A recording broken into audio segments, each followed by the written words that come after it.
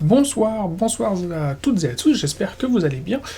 Cette première soirée, cette dernière soirée, consacrée à Tsench et spécifiquement au mortel de Tsench, eh bien, se passe plutôt bien.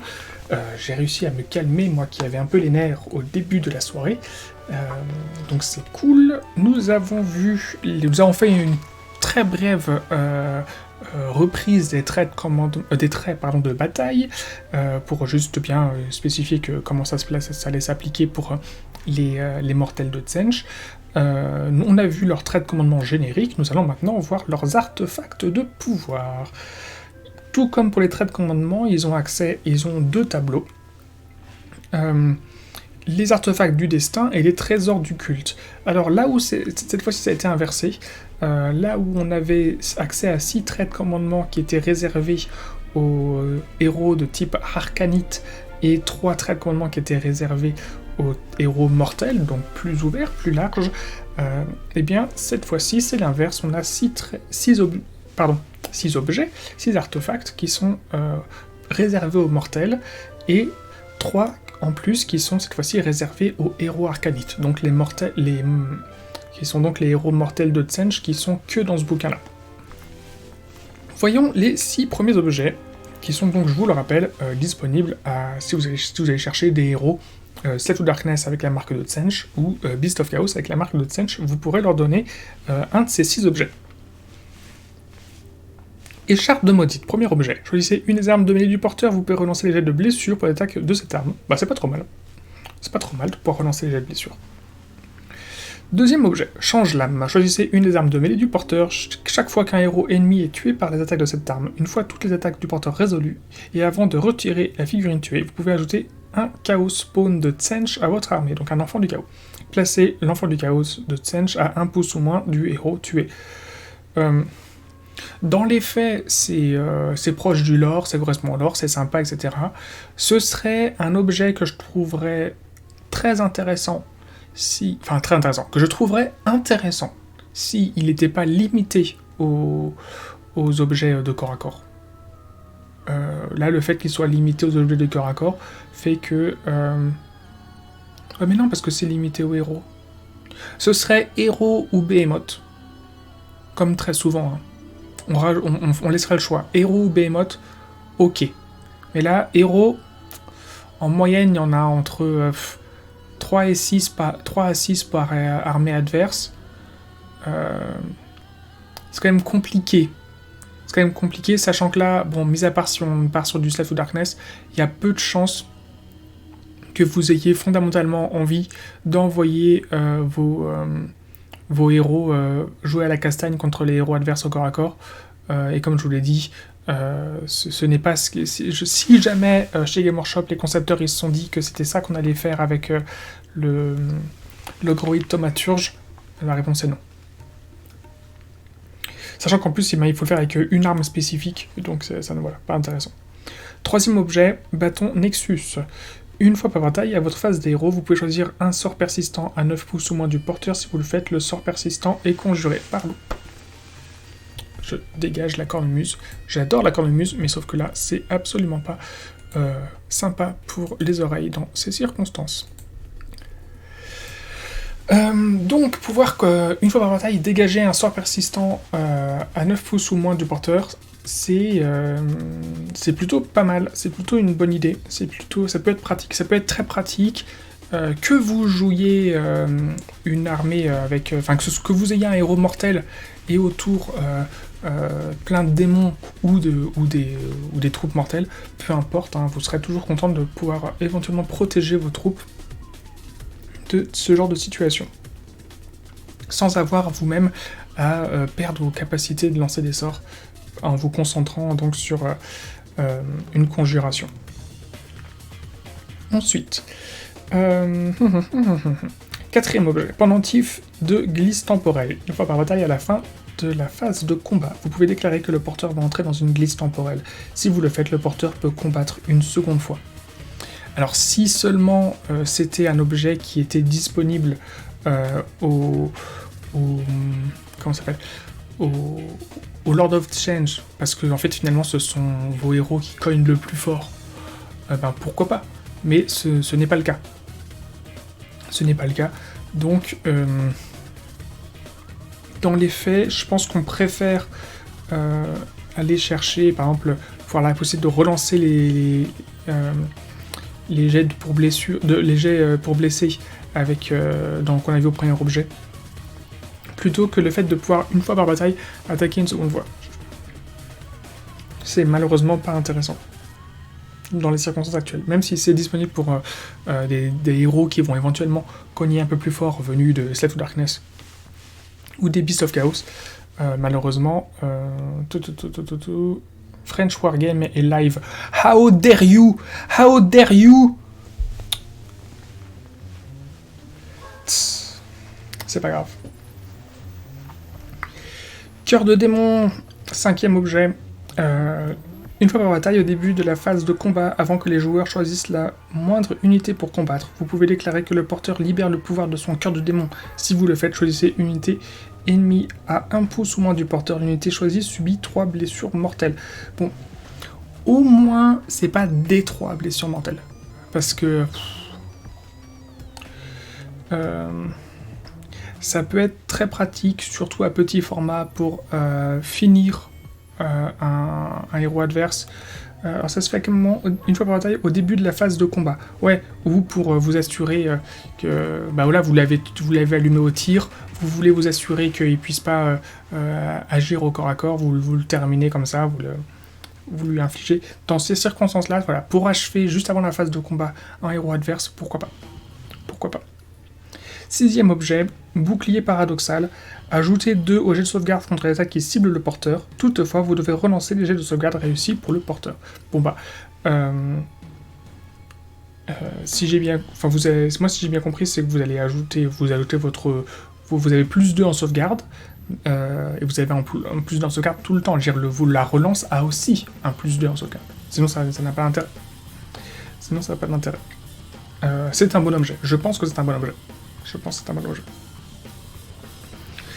Ensuite viennent les objets qui sont réservés aux héros spécifiques de ce Battle Tome et aux héros mortels arcanites. Le premier, c'est Terme des ambitions. Une fois par bataille, au début de phase de héros, vous pouvez choisir un sorcier ennemi à 1 pouce ou moins du porteur. Ce sorcier subit des 3 blessures mortelles et ne peut pas tenter de dissiper de sort jusqu'à la prochaine phase des héros. Alors, je trouverais cet objet intéressant si il avait une meilleure portée. Et quand je parle de meilleure portée, je parle pas de 3 pouces. Je pense que s'il avait une portée de 6 ou 9 pouces, oui, cet objet serait envisageable. Notamment parce qu'il nous permettrait de ne pas être dissipé. Et les petits dégâts, les 3 blessures mortelles, ce serait un petit bonus.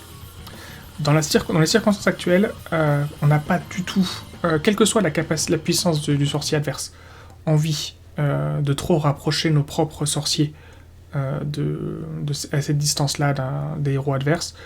Donc, en fait, de toute manière, si vous vous débrouillez bien, vos sorciers, il y aura toujours un mur de Kirik Acolyte ou de Tsangor, ou même éventuellement de Tsangor Enlightened, donc quoi que ce soit, ou même d'horreur de Tsench, pour les protéger. Donc, à part dans des circonstances très très particulières où vous faites confiance un petit peu au Disc of Tsench de votre Tsangor Shaman, ou à l'armure de votre Curseling Eye of Tsench, bon, on parle pas de l'algorithme maturge, pourquoi pas vous permettre de ramener un héros à 1 pouce d'un héros adverse. Moi, personnellement, j'ai eu la mauvaise surprise, une fois, de me faire cogner un comment ça s'appelle déjà ? Un Tempestor ? Non, c'était pas un Tempestor. Par un Tsangor Shaman. Oh, comment ça s'appelle ?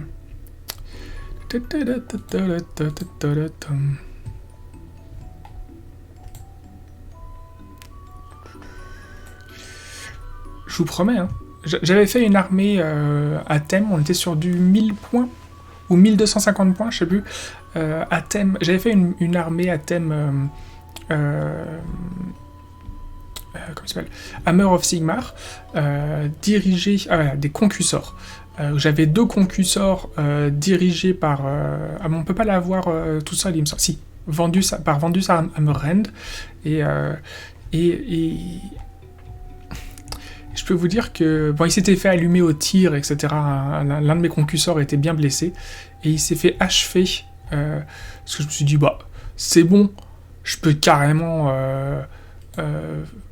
j'avais plusieurs combats en cours. Je me suis dit, bah, c'est bon. Mes concusseurs qui ont chargé le Tsangor Shaman, ils vont le défoncer.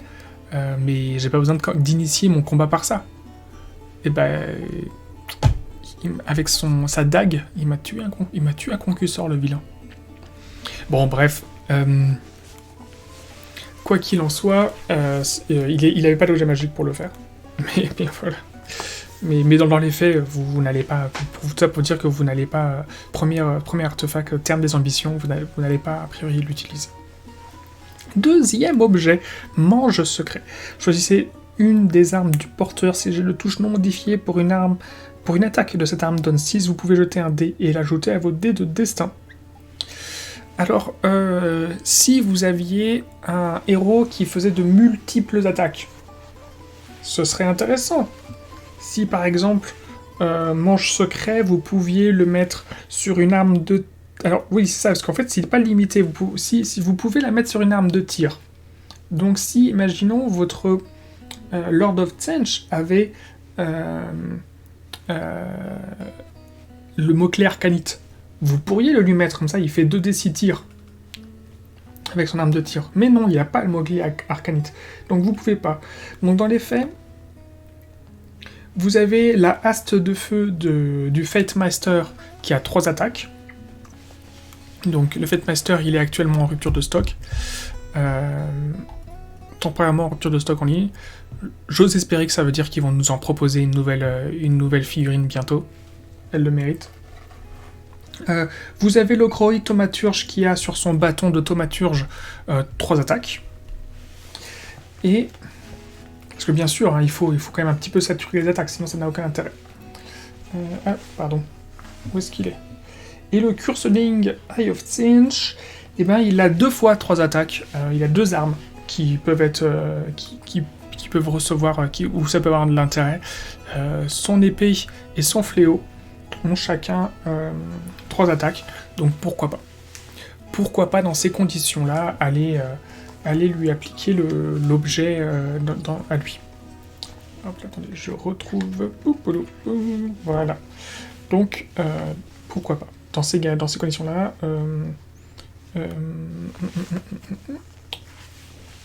pouvoir récupérer un dé de destin. Mais vous récupérez pas un 6. Vous faites un 6, vous lancez un dé de destin, et c'est à ce moment-là que vous avez le dé de destin. Vous récupérez pas automatiquement un 6. Hop là, pardon à nouveau la cornemuse. Hop là. Donc voilà. Ensuite, voyons le dernier... Pardon, je gratte le nez. Le dernier objet, Aprotarge. Si le jet de sauvegarde non modifié pour une attaque d'arme de mêlée qui cible le porteur donne 6, l'unité attaquante subit 2 blessures mortelles après que toutes ses attaques ont été résolues. Alors ça peut être intéressant dans le cas précis où vous allez avoir justement une unité qui va être là pour... qui va être capable de prendre des dégâts dans la tête. Quoi? On est 4? Mais c'est une blague, comment ça se fait qu'on soit 4? Bonsoir les gens, ça fait hyper plaisir que vous soyez là avec moi. Vous savez que French Wargame Studio, ils sont en live en même temps? Bon, ça fait plaisir quand même, merci. Donc, qu'est-ce que je vous disais? L'Aprotarge... là, le problème, c'est que c'est réservé à un héros arcanite, donc... Soit vous avez boosté votre Curseling Eye of Tzench parce que... Ah mais non, parce que là c'est un objet magique, et si vous avez boosté votre Curseling Eye of Tzench en lui faisant gagner une blessure mortelle, une stat de blessure en plus, ou une meilleure sauvegarde grâce aux traits de commandement qui sont disponibles dans les sous-factions qu'on verra juste après, et ben de toute façon il a également un objet magique qui lui est imposé par la sous-faction, donc vous n'avez pas accès à ça. Donc ça peut être intéressant si éventuellement vous êtes parti sur une armée un peu délire perso, complètement fluff, ou je sais pas quoi, et que du coup vous vous avez dit, moi je veux absolument pas m'imposer une des sous-factions, je veux complètement sortir des carcans de Game Workshop, enfin quelles que soient vos raisons d'ailleurs, si vous souhaitez complètement être sur vos propres trucs, éventuellement avoir un héros un peu tanky, donc soit le Curseling Eye of Tsench qui sera je pense le plus intéressant, mais si vous êtes définitivement un peu foufou et que vous décidez de jouer un truc complètement inutile, donc l'Ogroïde Thaumaturge malheureusement, eh bien vous pouvez cumuler cet objet magique avec le trait de commandement qu'on a vu précédemment à la VOD précédente, qui est le Mutation sans borne, qui sur un 2+, vous permet de guérir des 3 blessures pour ce général au début de chacune de vos phases de héros. Donc pourquoi pas dans ces conditions-là? Parce que voilà. Mais sinon, malheureusement, c'est encore pas foufou. Pardon. Bon, on a fait le tour des objets magiques. Dans les faits, comme je vous ai dit, on n'a pas grand-chose d'incroyable. Qu'est-ce que je vérifie juste un petit peu. Vous voyez, on a le bâton de Nexus qui permet de dissiper automatiquement un sort persistant, une fois par bataille. Est-ce qu'il n'y avait pas un qui permettait de... Bah voilà, sinon le bouclier paradoxal qui vous permet d'avoir un +2 en sauvegarde, mais ça vous force à relancer vos sauvegardes réussies, mais vous avez quand même un +2, ce qui est pas rien. Et puis sinon, éventuellement le cœur de démon, pour infliger 3 blessures mortelles bien cash à un héros adverse, ou à une unité adverse pour vous assurer de la buter au début d'une phase de combat et vous assurer qu'elle va pas vous riposter dans certaines stratégies, pourquoi pas, mais ça vous force malgré tout à avoir votre héros à 1 pouce de l'adversaire. Voilà, c'est comme je vous l'ai dit, c'est sans doute beaucoup plus efficace à petit format, donc à 500, 1000 points, que sur du 1500, 2000 points. Donc voilà, voilà, on a fini pour les objets magiques. On va voir juste après le domaine du destin, donc la magie réservée aux mortels de Tsench. Je vous remercie beaucoup et ciao, à la prochaine.